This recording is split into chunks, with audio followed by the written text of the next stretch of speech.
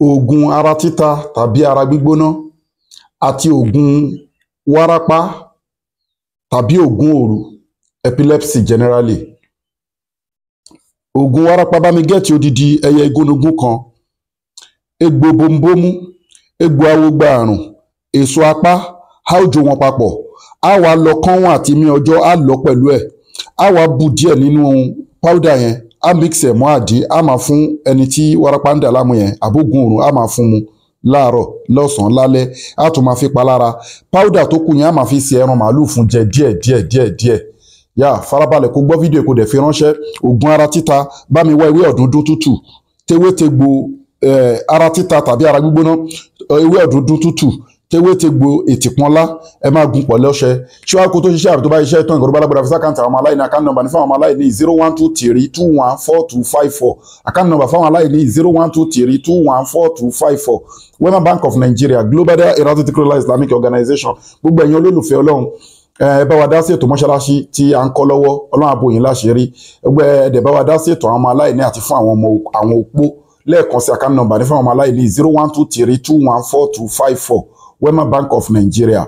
A wà ní Mádàgbáyún, Òkè Ògùn, Mádàgbáyún, Ìbẹ̀jú, Lẹ́kì, Ẹ̀pẹ́ Expressway. Bẹ́ẹ̀ ni Lagos after Ẹlẹ́kọ̀ ibẹ̀ la wà. Ẹ WhatsApp wa àbí kẹ́ kọ́ọ̀lù wa lórí +234 810 913 1425. Ẹ kọ́ọ̀lù wa àbí kẹ́ WhatsApp wa lórí +234 810 913 1425. Farabalẹ̀ kó gbọ́ fídíò ìdílẹ̀. Ọṣẹ Aratita tàbí Aragbigbona tó gún ewé ọ̀dúndún àti egbò tewétegbò ètìpọ́nlá tó gún papọ̀ yẹn tó pò lọ́ṣẹ, wàá máa fi ọṣẹ yẹn wẹ̀ ní bí sínú láì tààlà yóò lọ. Farabalẹ̀ kẹ́ gbọ́ fídíò ìdílẹ̀. A ní àwọn special powder fún ẹni tó forí kókan látakùn tó ń jẹun lójú oorun. Yà solid barrier máa wà láàrin wa àti evil world, monitoring spirit ò ní rí ẹ mọ́, inú ẹ̀ á dùn, ayọ̀ ẹ̀ á kún. Bẹ́ẹ̀ ni àwọn halal powder ni kì í ṣoṣólẹ̀, kì í ṣẹ̀bẹ̀ àgbà ò bẹ́ anybody, ẹni tó bá ń bẹ lẹ́hùn kì í bẹ èèyàn.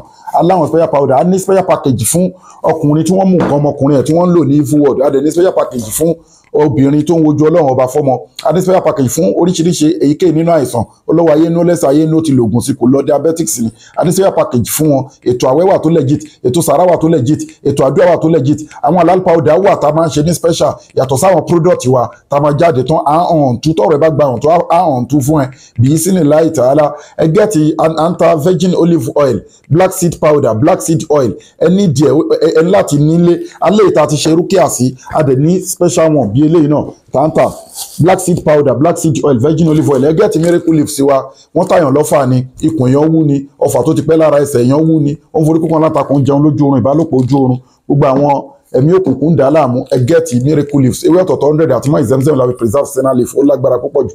Ẹ gẹ́tì all in one natural herbs, ẹ rí ó wà halal. Gbogbo product wa made in India, packed in South Africa. Bẹ́ẹ̀ ni all in one yìí prevention ni, treatment ni, cure ni, ikú nìkan ni kò lè wò. Cancer ni, diabetics ni, asthma ni, olóyè ọjọ́ tó máa fi lò ẹ ti rí. They are all powder, ó dẹ̀ gba lábùkọjá wà scientific approved. Ẹ gẹ́tì transformer 1100 power fún weak erection, quick ejaculation, low sperm count àti bẹ́ẹ̀ bẹ́ẹ̀ lọ. Ọkùnrin tí ó lè gbéná wọlé dáadáa, gẹ́tì caterpillar àti transformer àti miracle leaves. Bẹ́ẹ̀ ni tó lè perform dáadáa tó jẹ́ natural, gẹ́tì mẹ́tẹ̀ẹ̀ta ìwọ ọkùnrin tó lè perform dáadáa. Obìnrin tó yẹ pé ó ní sọmú roro tá a mọ̀ sí hormonal imbalance àbí ẹ̀dà tá a mọ̀ sí sperm leakage, kó gẹ́tì caterpillar. Couples tó ń wojú Ọlọ́run bá fọ́bọ̀ ẹ ní di caterpillar. Ẹ gẹ́tì bulldozer med fibroid fóbìnrin tó ní fibroid àbí tó ní blockage tube, ó wà effective. Ẹ gẹ́tì memory booster, ìsọ̀yè ìlíàmù fọmọdé àti fún àgbàlagbà. Aláwọn special package tá ń ṣe lóríṣiríṣi. Òkè Ògùn, Mádàgbáyún, Ìbẹ̀jú, Lẹ́kì, Ẹ̀pẹ́ Expressway, Lagos after Ẹlẹ́kọ̀ ibẹ̀ la wà. Ẹ contact wa lórí +234 810 913 1425. Inna li zata lillahi jami'a. Gbogbo agbára Ọlọ́run ba lónìí, àdúrà ló ń gba agbára kọ́. Ẹ fi fídíò ìránṣẹ́ káwọn èèyàn jàǹfààní ẹ̀. Ẹ pè wá lórí èké nínú ìpèníjà both natural and spiritual. Ẹ contact Global Aratita Islamic Organization Health and Spiritual Department under Sheikh Afagba International Limited. Kò síbi tẹ́wà tí product wa ò dé lórí gúnmẹ́rẹ̀ẹ̀rẹ̀ àgbáńlá ayé. À ń lo DHL láti deliver all our products across the globe. A dẹ̀ ń lo GIG Logistic Company láti deliver product wa kárí gbogbo Nàìjíríà. Ọlọ́run bá ló ní gbogbo agbára. Àdúrà wa gbogbo èèyàn olólùfẹ́ wa ẹ̀ ní táwọ́ náà ní rí wàhálà ogun tó bá ti ṣẹ́ nínú gbèsè ayẹyẹ kò ní padà gbérí mọ́. Ìwọ náà fi fídíò ìránṣẹ́ kó lè ṣe kíni, kó lè gba ládàá. Má sálẹ̀mù wa ilà lè kọ́ yìí.